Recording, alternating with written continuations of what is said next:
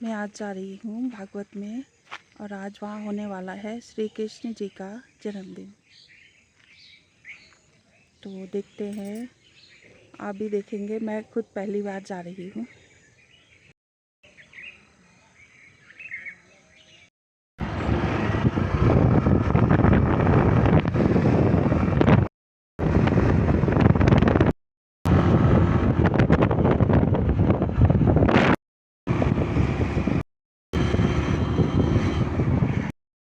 आए बोलते ही जानो मुनि, आपके चरणों में मैं प्रणाम करता हूँ प्रभु।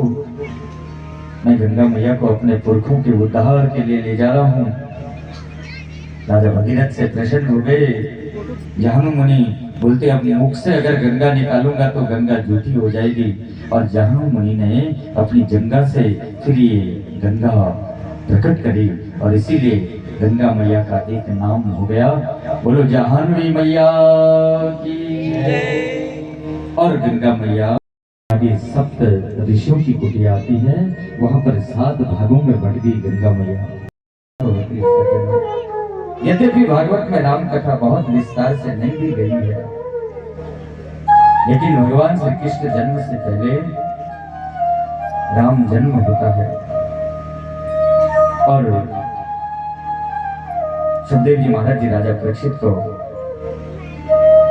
बोलते हैं, परीक्षित, जब राजा दशरथ की चौथी अवस्था आ गई थी और राजा दशरथ की कोई संतान नहीं थी, एक दिन वशिष्ठ जी की पत्नी, वशिष्ठ जी कौन थे? राजा दशरथ के कुल गुरु थे। राजा वशिष्ठ जी की पत्नी कौन थी? अरुंधति जी। अरुंधति जी ने कहा, हे राजा, हे वशिष्ठ जी, आप तो इतने बड़े विद्वान हैं, त्रिकालदर्शी हैं और इतने विशाल ज्ञानी हैं आप, और आपके कुल में आपका जो यजमान है राजा दशरथ, क्या ये अपुत्र ही मरेंगे? इनकी कोई संतान नहीं होगी? वशिष्ठ जी बोलते हैं, देवी अरुंधति, ये राजा दशरथ के मन में कभी संतान प्राप्ति के भाव उत्पन्न हुए ही नहीं है, और जब तक इसके मन में संतान प्राप्ति के भाव उत्पन्न नहीं होंगे तब तक इनकी कोई संतान नहीं हो सकती। अरुंधति बोलती है, हे वशिष्ठ जी, अगर ऐसी बात है तो राजा दशरथ के मन में संतान उत्पत्ति के भाव मैं प्रकट कराऊंगी। बोलो जय श्री कृष्ण। अरुंधति जी बोलते हैं कि राजा दशरथ के मन में संतान प्राप्ति का भाव मैं जागृत कराऊंगी। आज प्रातः काल अरुंधति जी शक्ति के पुत्र पराशर को अपनी गोदी में लेकर के ठीक पहुंच गए राजा दशरथ के महल में। और राजा दशरथ आज अपने महल में बैठे हुए थे और अपने मंत्रियों से अपने जन्म में देवकी और वसुदेव ने मुझे पुत्र रूप में पाने के लिए बहुत बड़ी तपस्या करी है। पूर्व जन्म में देवकी मैया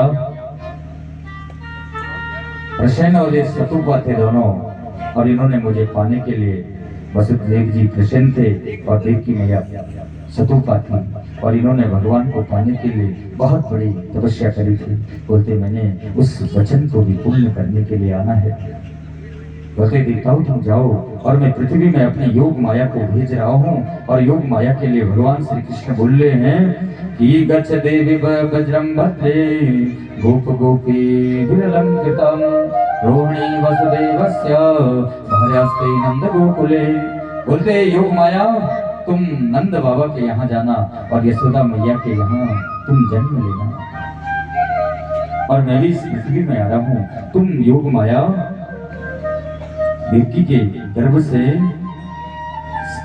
6 गर्भ को तो इस कंस ने 6 बालकों को तो मार दिया, और 7वें गर्भ में वहां देवकी के गर्भ में बलराम जी आए हैं। बोलते योग माया, तुम उस गर्भ को अपनी माया से हस्तांतरण कर दो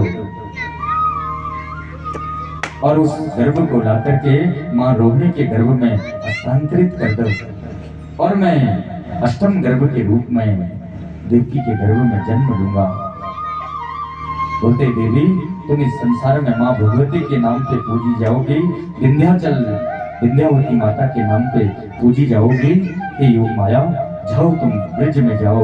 और भगवान ने जो ऋषि कई जन्मों से भगवान को पाना चाहते थे, जो तपस्वी भगवान को पाना चाहते थे, सभी देवताओं को लेकर के आ रहे हैं कि आज परम भगवान श्री नारायण का जन्म, श्री कृष्ण का जन्म इस पृथ्वी में होने वाला है।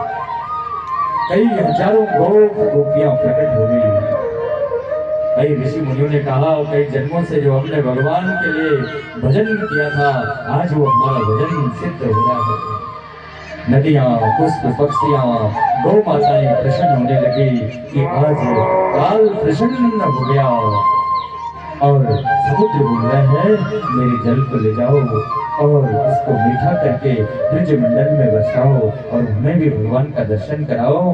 और इधर ठीक 12 बजे और आसमान में बिजलियां कड़कने लगी और मूसलाधार बारिश होने लगी।